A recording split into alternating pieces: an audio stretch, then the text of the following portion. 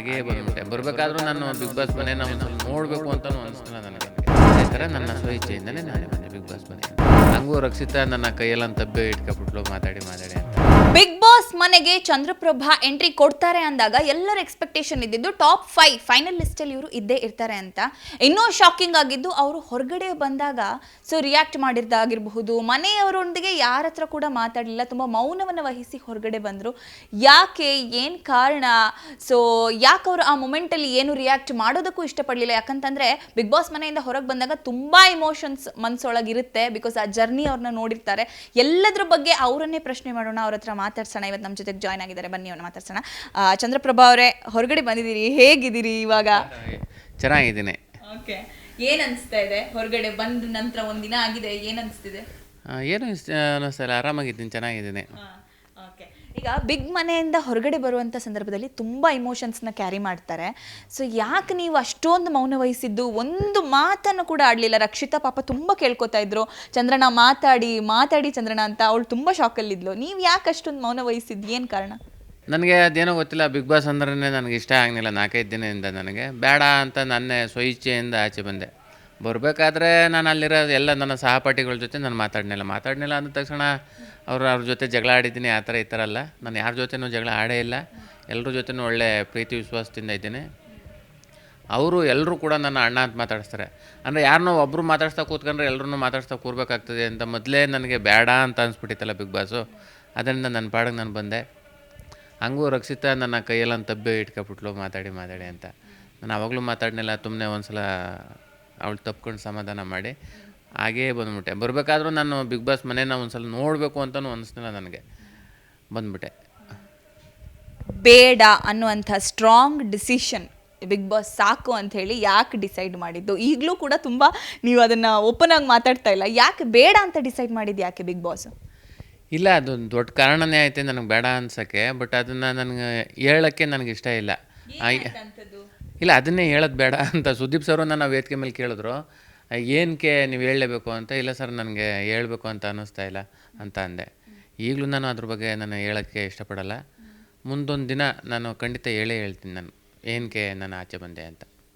ಅಂದರೆ ಬೇರೆ ಕಂಟೆಸ್ಟೆಂಟ್ ಅವರ ಕಡೆಯಿಂದ ಏನಾದರೂ ತೊಂದರೆ ಆಯಿತಾ, ಅಥವಾ ಏನು ಫ್ಯಾಕ್ಟರ್? ವ್ಯಕ್ತಿತ್ವಕ್ಕೆ ಧಕ್ಕೆ ಬಂತು ಅಂತ ಹೇಳಿ ಅನಿಸ್ತಾ? ಏನಕ್ಕೆ ಎಲ್ಲೋ ಒಂದು ಕಡೆ ಡ್ಯಾಮೇಜ್ ಆಗ್ತಿದೆ ಅನಿಸ್ತಾ?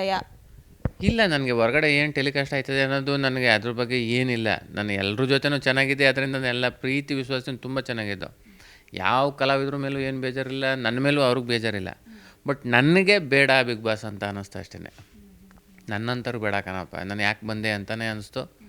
ಅದರಿಂದ ನನ್ನ ಪಡೆಗೆ ನಾನೇ ಯಾರಿಗೂ ಗೊತ್ತಾಗ್ದಂಗೂ ನಾನು ಗೇಟ ನಾನೇ ತಗೊಂಡು ಆಚೆ ಬಂದೆ.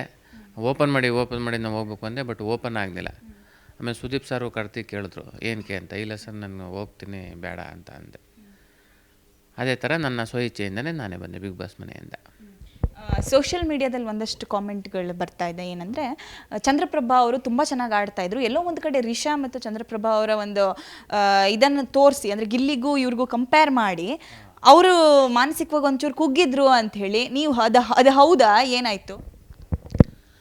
ಅದು ಅಲ್ಲಿ ಒಂದು ಆಟ ಅಷ್ಟೇ. ಅದರಿಂದ ನಾನು ಗಿಲ್ಲಿ ಆಗ್ಬೋದು ಮತ್ತು ರಿಷಾ ಆಗ್ಬೋದು, ನಾವು ತುಂಬ ಚೆನ್ನಾಗಿದ್ದೋ. ಕೊನೆ ತನಕ ನಾವೆಲ್ಲೂ ಮನಸ್ತಾಪ ಅನ್ನೋದೇ ಆಗಿಲ್ಲ.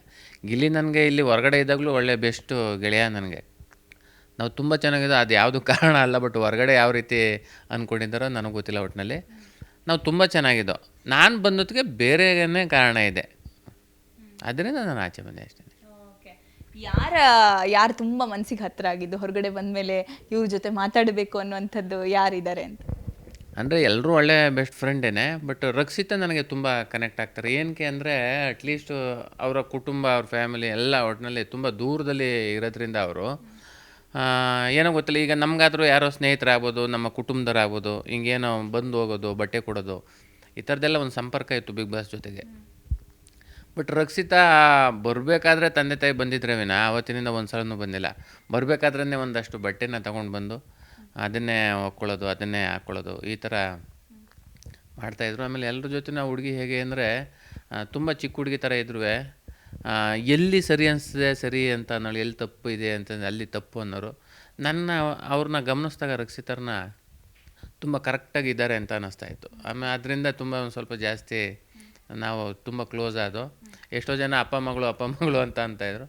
ಅಂದರೆ ಇನ್ನೂ ಖುಷಿನೇ ಆಯ್ತು ಅಷ್ಟೇ. ಈಗ ರಿಷಾ ಅವ್ರ ಜೊತೆ ನೀವು ಒಂದಷ್ಟು ಕನೆಕ್ಷನಲ್ಲಿ ಇದ್ರಿ, ಅಂದರೆ ಅವ್ರ ಜೊತೆ ತುಂಟಾಟ ಮಾಡಿದ್ದಾಗಿರಬಹುದು, ತುಂಬ ಕಾಮಿಕ್ ಆಗಿತ್ತು. ಎಲ್ಲ ಒಂದು ಕಡೆ ಆ ವಿಡಿಯೋ ತೋರಿಸಿದ್ದು ಬೇಜಾರಾಯ್ತಾ ನಿಮಗೆ? ನೀವು ಯಾಕಂದರೆ ಕಾವ್ಯನ್ ಮತ್ತು ಗಿಲ್ಲಿಗೆ ನೀವು ಸರಿಯನ್ನು ಹೇಳಕ್ಕೆ ಹೋಗೋದು ನುಡಿ ಮತ್ತು ನಡೆ ಬಗ್ಗೆ ಸುದೀಪ್ ಅವ್ರು ಮಾತಾಡ್ತಾರೆ. ಸೊ ನಿಮ್ಗೆ ಏನು ಅನಿಸ್ತಾ ಅವಾಗ? ಅವ್ರ ಪಾಯಿಂಟ್ ಆಫ್ ವ್ಯೂ ಸರಿ ಇತ್ತು ಅಂತ ಹೇಳಿ ಅನ್ನಿಸ್ತಾ, ಅಥವಾ ನಿಮಗೆ ಮನಸ್ಸಿಗೆ ಬೇಜಾರಾಗಿದ್ದಿದೆಯಾ ಏನು?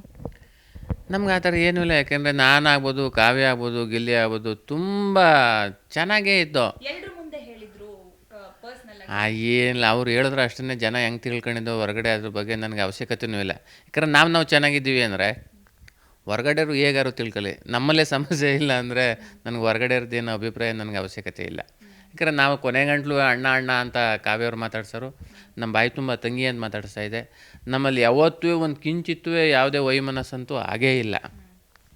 ನಮ್ಮ ನೋಡೋರೆಲ್ಲ ಹೊಟ್ಟೆ ಕಿಚ್ಚು ಪಡ್ಕೊಳ್ಳೋ ಥರನೇ ಮನೆ ಒಳಗಿದ್ದಿತ್ತು. ಬಟ್ ಹೊರಗಡೆ ಏನು ಹಿಂಗೆ ಅಂದ್ಕೊಂಡವ್ರೆ ಅಂತೂ ನನಗಂತೂ ಗೊತ್ತಿಲ್ಲ. ಯಾರು ತುಂಬ ಕ್ಯಾಮ್ರಾಗೋಸ್ಕರನೇ ರೆಡಿಯಾಗಿ ಕಾದು ಕುಳಿತು ಕ್ಯಾಮ್ರಾ ಟರ್ನ್ ಆಗ್ತಿದ್ದ ತಕ್ಷಣವೇ ಆ್ಯಕ್ಟ್ ಮಾಡೋದು, ಅಥವಾ ಫುಲ್ ಫೇಕ್ ಆಗಿರೋದು, ಕ್ಯಾಮ್ರಾ ಪ್ಯಾನ್ ಆಗ್ತಿದೆ ಅಂದ ತಕ್ಷಣ ಯಾರು ಅಲರ್ಟ್ ಆಗ್ತಿದ್ರು? ಅದು ನೋಡೋರಿಗೆ ಆಗ ಅನ್ನಿಸ್ಬೋದು ಅಷ್ಟೇ. ಬಟ್ ಮನೆ ಒಳಗೆ ಇದ್ದಾಗ ಯಾವತ್ತೂ ನಾವು ಕ್ಯಾಮ್ರಾ ಇದೆ ಅದಿದೆ ಅನ್ನೋದು ಎಲ್ಲರೂ ಮರ್ತಾಯಿದ್ರು ಅಷ್ಟೇ. ಅಲ್ಲಿದ್ದಾಗ ಗೇಮ್ ಟೈಮಲ್ಲಿ ಅಷ್ಟೇ ಕೆಲವೊಂದು ಟೈಮ್ನಲ್ಲಿ ಸರಿ ತಪ್ಪು ನಾನು ಗೆಲ್ಲಬೇಕು ಅನ್ನೋ ಒಂದು ಬರದಲ್ಲೇ ಏನೋ ವಾದ ವಿವಾದ ಆಗೋದು ಬಿಟ್ಟರೆ, ಇನ್ನು ಅದು ಬಿಡ್ತು ಅಂದರೆ ಇನ್ನೆಲ್ಲರೂ ಜೊತೆಯಲ್ಲೇ ಊಟ ಮಾಡ್ತಾಯಿದ್ದೋ, ಎಲ್ಲರೂ ತರಲೆ ತಮಾಷೆ ಮಾಡ್ತಾಯಿದ್ದೋ, ಎಲ್ಲರೂ ಒಟ್ಟಿಗೆ ಮಲಗ್ತಾಯಿದ್ದೋ, ಎಲ್ಲರೂ ಚೆನ್ನಾಗಿದ್ದೋ. ಜಗಳ ಅಂತ ಆಗ್ತಿದ್ದೆ ಯಾವ ವಿಚಾರದಲ್ಲಿ ಅಂದರೆ ಏನೋ ಟಾಸ್ಕ್ ಕೊಟ್ಟಾಗ ಗೆಲ್ಲಬೇಕು ಅನ್ನೋ ಬರದಲ್ಲಿ ಮಾಮೂಲಿ ವಾದ ವಿವಾದ ಆಗೋದು ಅಷ್ಟೇ.